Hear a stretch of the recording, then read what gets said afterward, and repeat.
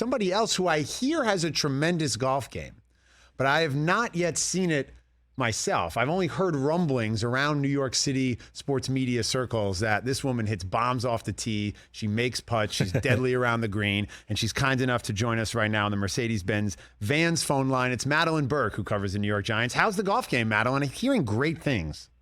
I am so glad that my rumor mill is working because it sounds a lot better than it is. But you know what? I love getting out there on the course, and we got to get out and play as long as you're good with me chasing some balls out of some weird positions. Well, listen, I got into the place in my golf game where I get excited if I hit one in the woods because that means I can go find 3. And that's like I've gone shopping and I've saved money. So I've turned into that golfer. Honestly, I've donated a lot of balls to the courses over the last couple of months. It's just really doing my altruistic duty out here. Yes, you're always someone to give back, Madeline, for sure. Exactly. We are about to head into another football season. The New York Football Giants is the team you cover on a day-to-day. Walk me through the state of the Giants heading into this season.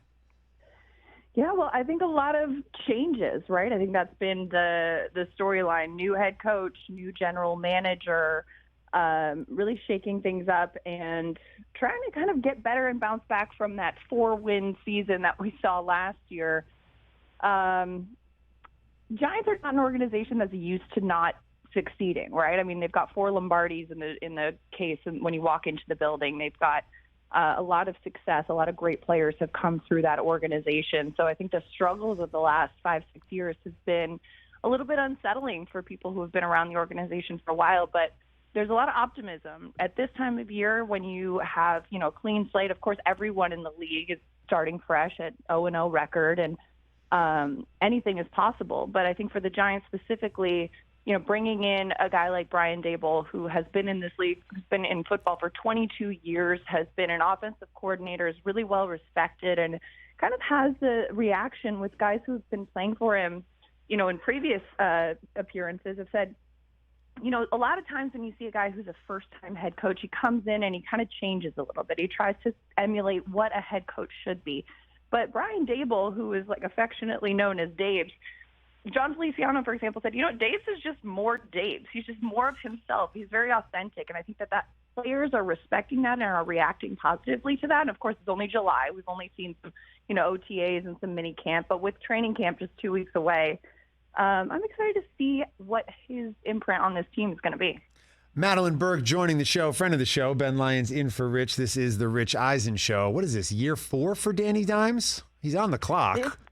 Yeah. I mean, year 4, this is his 3rd head coach. And, it's tough for a quarterback like Daniel Jones, right? I mean, usually you come into the league and as a rookie, your second year, you kind of get more familiar, so things move faster, right? The more familiar you are with something, the quicker it moves, the quicker you understand it.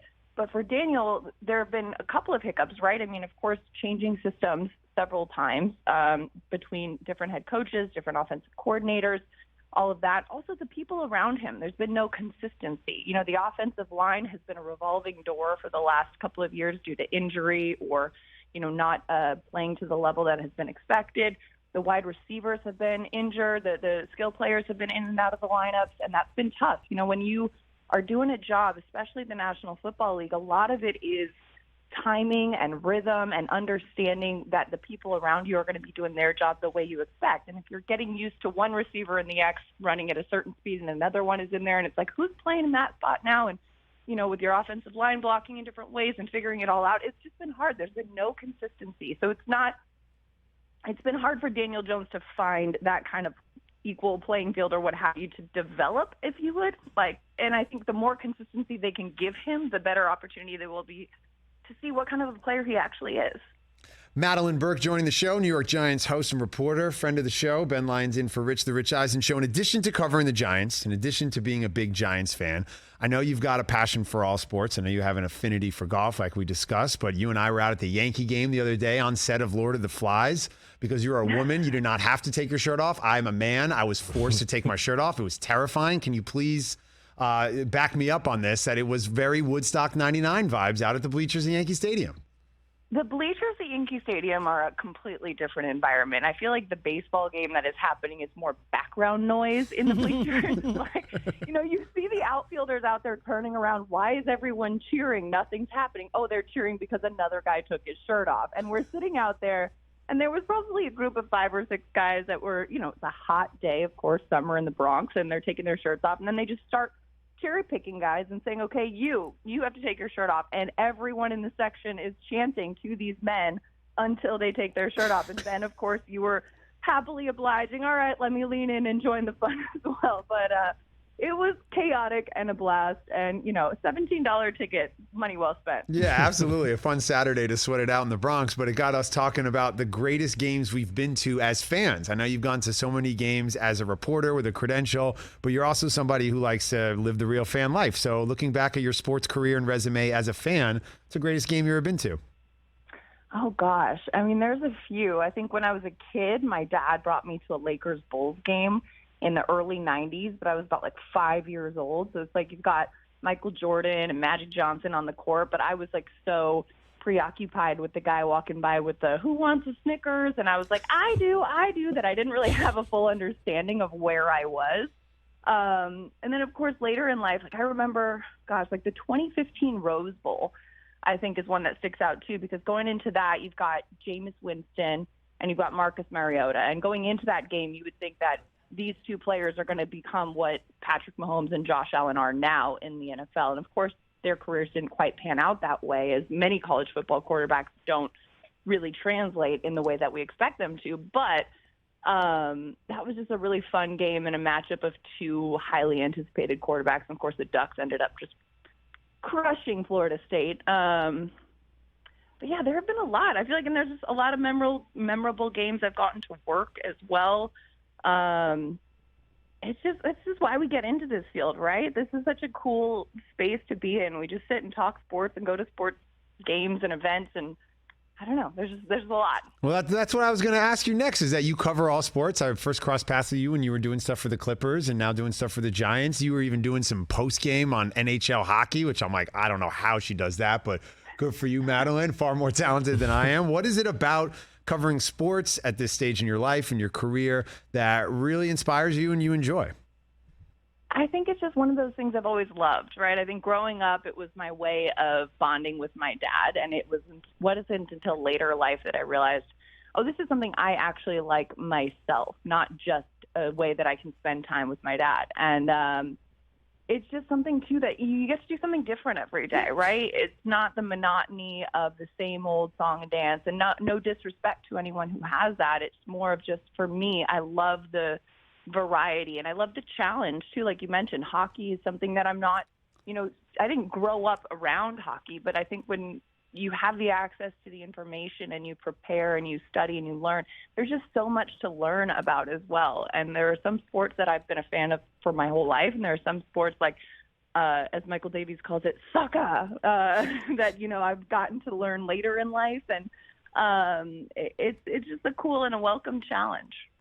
Madelyn Burke joining the show, New York Giants host and reporter covering the team for MSG. Now, I want to get back to the football Giants because yesterday, Madeline, we did our top 10 running backs heading into the season list, and I put Saquon on that list. I still believe in the guy. What are you hearing about Saquon Barkley heading into the year? Well, I think Saquon's got a lot to prove, and I think he knows that, and I think he feels that. And I remember earlier in OTAs, it was almost as though he had this chip on his shoulder when people were asking him how he's feeling or all that. And I know he's sick of being injured. I know he's sick of being asked about the injury, and it's a combination of things, right? He comes back from an 11-month recovery from that ACL only to have a freak accident landing on another player's foot and roll his ankle and have a really bad ankle sprain. And there's not really much you can do about that. It's not like, oh, if you train better, if you prepare your body better. This man takes care of his body extremely well. That being said, I know that he is eager to get back out on the field. This is a guy who does not like to not be available. And, he understands availability is the best ability. And talking to him earlier in this off-season program, one of the things that he really lights up in talking about is as Brian Daboll and Mike Kafka are starting to install this offense, the way that they're using him, the way they're moving him around the field. He said, I haven't moved around this much since college. And he said he actually went back and watched some of his old Penn State tape to kind of remember what that felt like, what that looked like, what he played like in that kind of a system. And I asked him, well, what is it like, going back to watch that tape now that so much has changed, so much has happened in your life, in your career since those days. What do you see now looking at that young college player? He said, you know what, I was a lot more confident and a lot more comfortable at that time. And he said, dealing with these injuries, as I'm sure you know, like when you go through an injury like that, you come back, and whether or not your body feels 100%, you're still a little bit mentally hesitant. You don't want it to happen again. You've been out for almost a year. You want to make sure to protect it. But he said, too, I'm finally starting to feel confident and trust my body again. I'm starting to feel comfortable again, and that is allowing him to play more free. And that combined with the way that they are being creative and using him in this offense, he's really excited, and you can see him light up and talking about it. I appreciate the insights on Saquon. He's one of my favorite players in the league, and I hope he gets a chance to get back on the field healthy and perform at a high level. Madelyn Burke joining the show. Ben Lyons in for Rich on the Rich Eisen Show. You guys, there is nobody in my life that loves a good pun like Madelyn Burke. Like if you follow her on Instagram, she'll put up a photo, a beautiful photo. She's in orange pants and says, "Orange, you're glad you see me." Just stuff like she loves the puns. Where does the love of puns come from? What is the art and the science behind your puns? Because you're a very punny lady.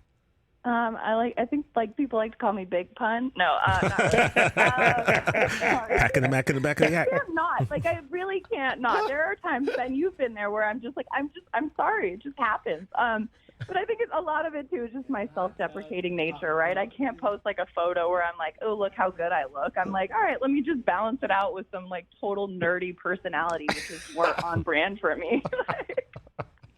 There is nobody better in the business at Instagram caption puns than Madelyn Burke. And Ben, Madeline and I don't know each other, but I started following her on Twitter years ago, and she actually followed me back, even though we've never met. She was working with the Clippers, and so I was a really big fan of what she was doing with the Clippers, and that was around the 2014 season, right, Madeline, when you were working with them, if I'm not mistaken? Yep. Okay. Yeah. I remember that, yeah. That was a big time for the Clippers, Lob City days, and I just want to say you did a great job covering that team. Thank you for saying that. It was such a cool experience too to watch. I started there 2010. It was Blake Griffin's rookie season, and even though he won Rookie of the Year, won the dunk contest, he as a human had some incredible highlights. The team was a 27-win team, and bottom of the barrel in the NBA, and then they go from that to a perennial playoff team, and just the arc of watching a team go through that transformation and what that takes was really cool.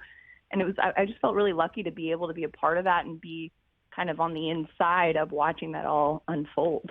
Well, it's been great to watch your career unfold from covering the Clippers to now covering the Giants in New York. The future is bright, Madeline. I can't wait to see you back in the city. Let's get on the golf course in August. And not just say that on television, but actually do it. Immediately, if not sooner. Book a tee time. I'm there. Yeah, sounds good. Madelyn Burke joining the show. Thank you so much. Appreciate you. Thanks, Madeline. Thanks for having me. Madelyn Burke.